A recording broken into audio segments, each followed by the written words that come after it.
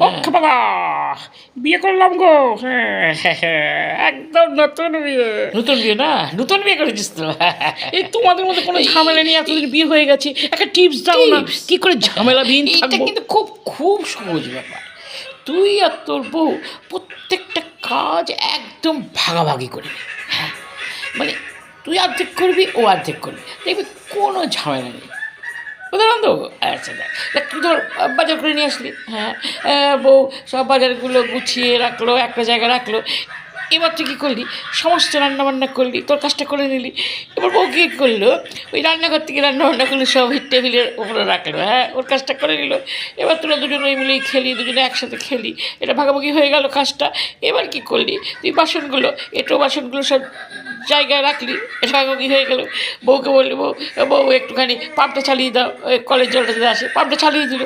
দাঁড়িয়ে রইল ওখানে, তুই বাসনগুলো পাটাপাট পাটাপাট পাটাপাট মেজে দিলি। বউ এবার বাসনগুলো আবার জায়গা মতো রেখে দিল।